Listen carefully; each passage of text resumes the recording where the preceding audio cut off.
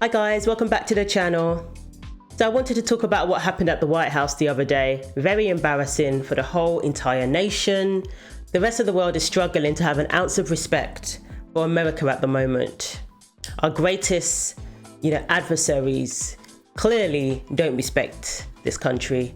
And while they're training the future of tomorrow to be patriotic, to be ready to fight, to potentially go to war, we're recruiting people to the Navy with drag queens.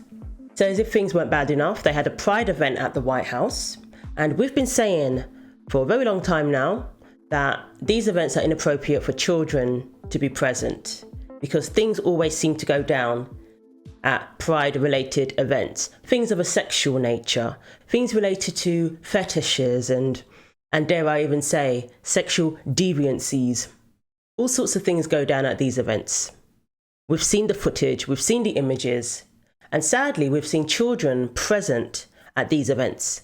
When conservatives have pointed this out, we were gaslighted and told, nope, that doesn't happen. Children are not present at these events. These are family events. It's either children aren't present or they're family events. These are family-friendly events. That's what we've been told. So when we say that we don't think children should be at these events, it should be 18 and up, perhaps. When we make those suggestions, we're called all sorts of phobics, all sorts of bigotry. Well, now the very administration that has been complicit in allowing children to be exposed to things that they should not be exposed to, all under the guise of supporting the trans community or supporting LGBTQ community, all under the guise of inclusivity. They were perfectly happy for children to be used in their agenda, for children to be used as a shield even.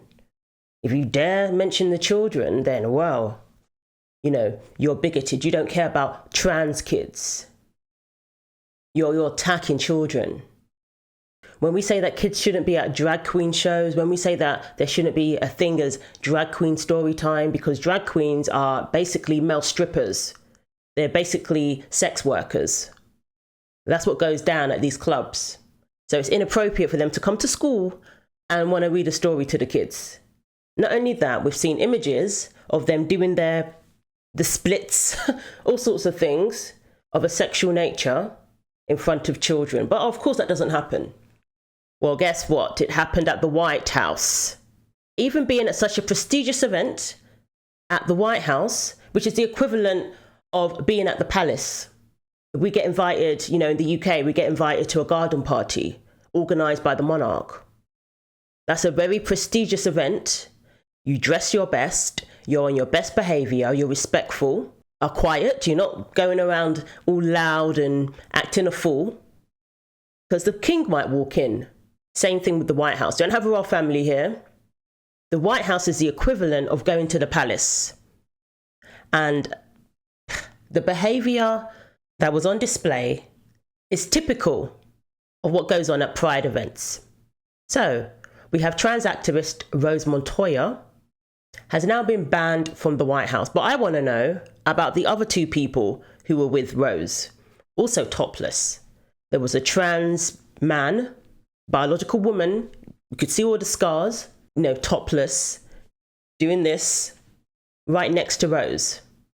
All three of them, at least three people, were acting inappropriately at the White House. It's all on video. Rose shared it. Rose was so proud of that moment, so proud as a trans activist, basically confirming exactly what goes on at pride events and why children shouldn't be present. So this is what you get, Biden administration, when you get into bed with this kind. This is what you get. When you allow them to do whatever they want, when you tell them that they're untouchable, because their cause supersedes everybody else's. They're untouchable. And now they think they can go and do whatever they want at the White House, in front of the world, disrespecting the very country that has afforded them the privileges they have today, even though they claim to be oppressed. And this is what the White House had to say in response. Now, I'm not even going to front. I honestly thought the White House was going to come out and defend this person and say, we're proud that Rose was able to express herself. I honestly thought they were going to come out and say that. Obviously, I wouldn't use that pronoun, but whatever. But they came out and said, "It is not reflective of the event we hosted to celebrate LGBTQI plus families or other hundreds of guests who were in attendance. Individuals in the video will not be invited to future events." White House Press Secretary Karine Jean Pierre reiterated that point at her Tuesday press briefing.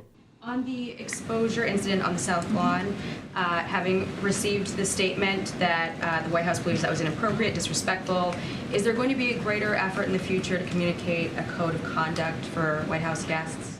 Look, as you mentioned, the statement that we put out, you heard from us earlier today, the behavior was simply unacceptable.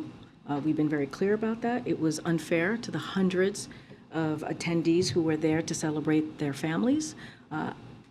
So, we're going to continue to be clear on that. And that type of behavior is, as I said, unacceptable. It's not appropriate. It's disrespectful. And let's not, it really does not reflect the event that we hosted to celebrate the LGBTQ plus families. Again, hundreds of families who were here to celebrate their community and who were here in attendance. So, look, individuals in the video certainly will not be invited to future events, and this has not occurred before, right? This was not a normal thing that has happened under this administration, but we've been very clear. The only group where this has happened is the very group that you have been defending, is the very group that you have been elevating, is the very group that you have basically given the message that they can do whatever they want, even in front of children. And it happened at the very White House that they were invited to for their Pride event. Where's the Pan-African flag? I've never seen that flown in front of the White House. Where's the whatever flag? I don't even know. What flags are there? I've only seen the American flag flown at the White House, but now we have the Pride flag flown at the White House at the expense of the American flag. Many believe that it violated flag code and were outraged to see that.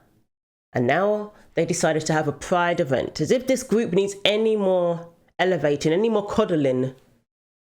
And this is what happened. So the first thing I thought was, great, they can't gaslight us anymore. They can't tell us that this isn't happening. Because as Karine Jean Pierre said, this was an event for families. Oh, so there were children there. There were children there. The very thing you said never happened at the White House while children were present. So I don't want to hear it anymore. When we show our concerns about drag queen events, when we show our concerns about kids attending Pride and bringing Pride to schools, which is what they want to do now, when we show our concern about that, we have every right to say that it is inappropriate and it is wrong to do these events while children are present, because it happened at the White House. So we know it happens. But just when I thought, great, no more gaslighting, I saw this. Just hours ago, Senator Tuberville tweeted, quote, "Having biological males in women's sports is unsafe, unfair, and wrong." And earlier this year, 72 elite female athletes signed an open letter saying forcing female athletes to compete against biological males is not only unfair, it is discriminatory and illegal. So in the light of this administration's proposed changes to Title IX, does the White House worry about the physical safety of females directly competing against males in sports? So look, this is a complicated issue. It is. And there are a wide range of views, as you just laid out. The Department of Education proposed a rule that gives schools the flexibility to establish their own athletic policies while establishing guardrails to prevent discrimination against transgender kids. And so I also want to make clear that this is a proposed rule, and members of the public have the ability to provide comment as part of the rulemaking process. And so any additional questions that you may have of this proposed rule, certainly I would refer you to the Department of Education, but we do understand this is a complicated issue. What would the president say to parents out there who have daughters, let's say from high school, for example, who are worried that their daughter may have to compete against a male, a person born male, and there could be directly in physical athletic competition and worry about their daughter's safety. So look, what you're alluding to is basically saying that transgender kids are dangerous. It sounds like that's what you're saying. Well, you're saying that their safety is at risk. Yeah, but you're laying out a broad example or explanation of what could potentially happen. A broad example explanation. That is dangerous. That is a dangerous thing to say. That essentially transgender kids we're talking about are dangerous. And so that's something that I have to call out, and that is irresponsible. I had just laid out how complicated this issue is. I had just laid out why it's complicated. And so anything that you have any additional questions, I refer you to the Department of Education. I'm going to move on. I know there are other people. Go ahead. So we just heard that typical display of gaslighting that we have had to endure under this administration at these White House press briefings. Gaslighting upon gaslighting, that's all we've had to endure under this administration, and I'm sick of it. This journalist asked Karine a very reasonable question, and he gave her an opportunity to show a shred of empathy to the parents who are concerned about what's going on in our schools when it comes to biological males competing in sports. Then she proceeded to put words in his mouth, telling him that he's saying that they're dangerous and they're a threat and all this kind of thing. And then she started to call him dangerous, saying that him asking that very question in itself is dangerous and some sort of threat, as if he's the threat, he's being threatening. What this journalist was pointing out is that biological males competing with females can be dangerous physically, if not anything else. Don't even get me started on the whole locker room situation. It can be physically dangerous. It can cause injuries.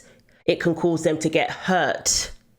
That is a real issue. It has happened. We saw what happened with that young lady with the volleyball. And she's still facing the repercussions of that. She's still dealing with that today. November 1st, 2022, I was severely injured in a high school volleyball game by a transgender athlete on the opposing team. I suffered from a concussion and neck injury that to this day I'm still recovering from. Other injuries I still suffer from today include impaired vision, partial paralysis on my right side, constant headaches, as well as anxiety and depression. I was unable to play the rest of my last volleyball season, and although I am currently playing softball, I am not able to perform as well as I know I have in the past because of the injury. My ability to learn, retain, comprehend has also been impaired, and I require accommodations at school for testing because of this. I could go on and on about how this incident has affected my life, but I'm not here for that, because I'm not here for me. Because for me, I know that my time playing is coming to an end. I'm here for every biological female athlete behind me. My little sister, my cousins, my teammates. Allowing biological males to compete against biological females is dangerous.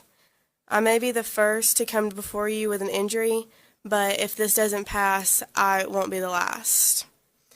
The North Carolina High School Athletic Association policy states that it allows participation in interscholastic athletics for all students, regardless of gender or gender identification.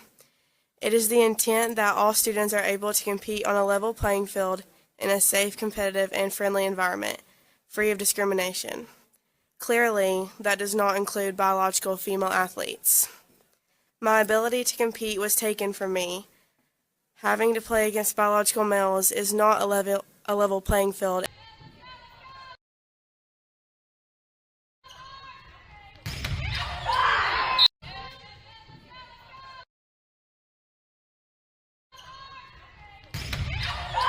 That was Peyton McNabb, who was struck in the face and knocked out cold during a volleyball match where the transgender athlete hit the ball with such force it knocked her straight out. An athlete who is physically stronger, usually taller, higher bone density, greater muscle mass. That's why in volleyball, the nets are at different heights for boys and girls. It's lower for the girls. So this Peyton McNabb had to play against a transgender athlete who not only had the advantage physically, they also got to play in a game where the net was lower, typically lower for a biological male. So the force that they hit the ball was even greater. And she's still dealing with the effects of that incident. Concussion, having her volleyball career derailed. The people who have received the least compassion throughout this whole debate have been the women, or the girls, the females.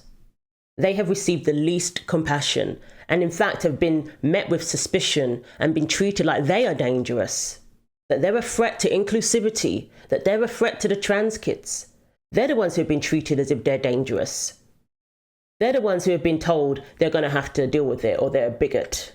They are the ones who have been intimidated and scared to speak out for fear of the repercussions, for fear of what will happen to them, what will happen to their careers, how they'll be treated. So what is dangerous are the policies of this administration. They're the ones who are dangerous. It has recently come to my attention that conservatives are trying to use the video of me topless at the White House to try to call the community groomers, etc. And I would just like to say that, first of all, going topless in Washington, D.C. is legal. And I fully support the movement in freeing the nipple, because why is my chest now deemed inappropriate or illegal when I show it off? However, before coming out as trans, it was not. All you're doing is affirming that I am a woman. All you're doing is saying that trans women are women, because for some reason, people like to sexualize women's bodies and say that they are inappropriate. My trans masculine friends were showing off their top surgery scars and living in joy, and I wanted to join them. And because it is perfectly within the law in Washington, D.C., I decided to join them and cover my nipples just to play it safe, because I wanted to be fully free and myself. I had zero intention of trying to be vulgar or be profane in any way. I was simply living in joy, living my truth and existing in my body. Happy Pride, free the nipple. Well, what Rose failed to mention there is that it wasn't just conservatives who were outraged. People on the left were outraged too, because you went to the White House and you took your top off. It's very simple. Most people who go to the White House see it as an honor and a prestigious event, and they know how to behave. People on both sides were outraged. It wasn't just conservatives, and you did it while children were present. So what do you expect to be called? I'm tired of this. They do things that, bring criticism upon themselves. Apparently, Rose didn't want to be vulgar. What? Then why did you take your top off? And we know for a fact that if this wasn't some pride event, this was just simply some other type of event, and a biological female went there and did that, she would have been arrested or at least escorted off of the premises, legal or not, because she's creating a scene at the White House. But of course, this person decides to come on TikTok and double down on their behavior, claiming it's some free the nipple campaign, feminist campaign, or some nonsense. Absolutely ridiculous. So I'm glad that they're banned, and it's about time this White House held people accountable, regardless of what group or protected group they belong to.